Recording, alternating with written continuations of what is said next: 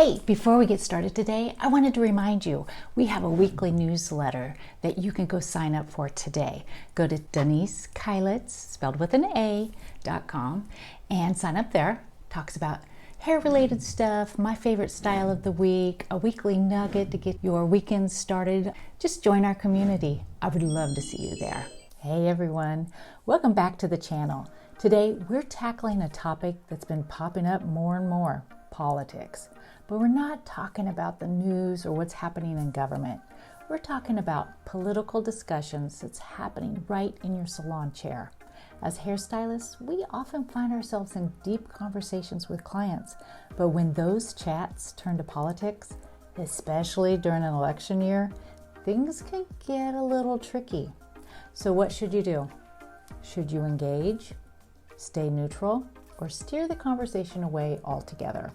Today, we're diving into how to handle these moments with professionalism and confidence. I've got a few tips and some practical strategies for my salon owner friends and stylists. So let's get started. The first tip is all about setting boundaries before the conversation even starts. In an ideal world, you could prevent political conversations from ever becoming a problem. This means being proactive. As a stylist or a salon owner, you can establish a culture in your space that minimizes these potentially heated conversations. Now, how do you do this? You could let clients know from the beginning that your salon is a politics-free zone, focusing instead on creating a relaxing, stress-free environment. This might be as simple as having a casual conversation at the start of an appointment where you set this tone. Something like, hey, we love to keep things light and fun here. What's going on with your hair goals today? You're just not doing this for your sanity, but for the client's experience as well. People come to the salon to escape their daily stress, and hearing about heavy topics that might ruin that experience for them, establishing boundaries early makes it clear that your salon is a safe, welcoming place free from division or polarizing conversations. Now, let's say a conversation about politics does start to bubble up. What then? The second tip is to stay neutral. Remember, as a stylist, your main role is to provide great service and a relaxing experience. Political debates rarely foster that kind of environment. It's essential to maintain your professionalism at all times. If a client brings up something political, try responding with neutral, non-committal phrases like a simple, "Oh, interesting," or "I hadn't thought about that," can keep the conversation from escalating while also showing that you're listening. Remaining neutral also protects you from alienating clients who may have different views. Your clients don't come to you for a political debate. They come to you for your expertise and your skills as a beauty professional. If a conversation is getting too political, gently steering it to the topic back to their hair, beauty treatments, or other light topics can be a lifesaver. Sometimes, though, you might find yourself in the middle of a political conversation before you even realize it. This is where setting boundaries mid-conversation becomes crucial. If things start getting heated, you'll want to draw a clear line, but you can do this without being confrontational. You could say something like, I've heard so many different perspectives on that, but I like to keep things relaxed in here. Let's switch gears and talk about your plans for the weekend instead. This way, you're acknowledging the client's opinion without diving deeper into the subject. Setting these types of boundaries ensures you maintain control of the conversation and the atmosphere of your salon. If the client continues to push the topic, it's okay to be more firm in your boundary. Remember, you control the energy in your space. Politely letting them know that you'd rather not discuss politics in the salon is perfectly reasonable, especially if it's going to disrupt the vibe for you, your client, or anyone else in the salon. this brings us to tip number 4. Don't try to change anyone's mind. Let's be honest. When people start talking politics, they're rarely looking to have their beliefs changed. In fact, most people have their views deeply entrenched, and trying to sway them is usually a losing battle.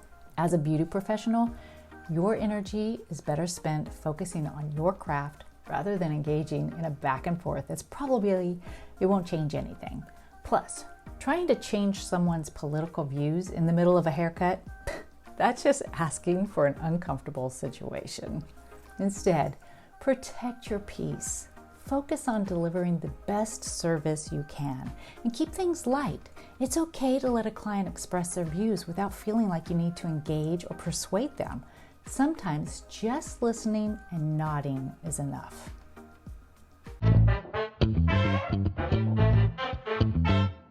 Now, let's talk about what happens when you're feeling uncomfortable or even overwhelmed by the conversation. Tip number 5 is simple. It's okay to exit the conversation.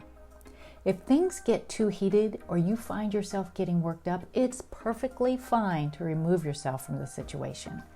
As a stylist, you're allowed to protect your mental health and your space, whether that means politely excusing yourself to get more supplies or shifting the conversation back to the client's hair goals.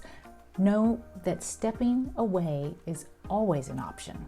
If a client is being persistent or the conversation has just gone too far, you might need to be direct. You can say, I really value our time together, but I'd prefer to keep the conversation on something light today. Most clients will understand and appreciate that you're trying to keep things positive and relaxed. Next up is a fun one. Humor. Sometimes just using a little humor or distraction can diffuse a tense situation. If things are getting political and you sense that things just might turn awkward or tense, crack a lighthearted joke or shift the focus with an unrelated question. For example, if a client's talking about a stressful political event, you can respond with something like, "Oh wow, that sounds intense. But speaking of intense, have you seen the latest hair trends for this fall? I think you'd love this new look I've been working on." See what I did there? By directing the conversation in a positive way, you can steer clear of the political minefield while keeping things professional. Finally, let's talk about self-regulation. As a stylist, you're in a people-facing job that can sometimes be emotionally draining. Dealing with heated conversations, political or not, can take a toll on your mental health. That's why it's so important to practice self-care. If you're feeling stressed after a tough day, take a few minutes to decompress after your shift. This could mean stepping outside for fresh air, grabbing a calming tea, or even doing some deep breathing exercises. Keeping yourself calm and grounded will help you handle future conversations with ease. When you prioritize your own well-being, you'll be better equipped to handle the challenges that come with the job, including those difficult conversations. So there you have it. 7 practical tips for handling political conversations in the salon without losing your cool or your clients. The main takeaway here is to maintain the vibe of your space. As hairstylists, our job is to create a welcoming, positive environment for our clients, whether that means setting boundaries, staying neutral, or stepping away. It's all about protecting the atmosphere that keeps your clients coming back to you. Remember, it's not about avoiding the hard topics altogether, but knowing how to navigate them professionally and with care. So next time you find yourself in a tricky conversation, you'll know exactly how to handle it. If you found these tips helpful, make sure to like this video, hit that subscribe button, and turn on notifications for more professional salon tips. Thanks for watching, and I'll see you in the next video. And remember, when you know better, you do better.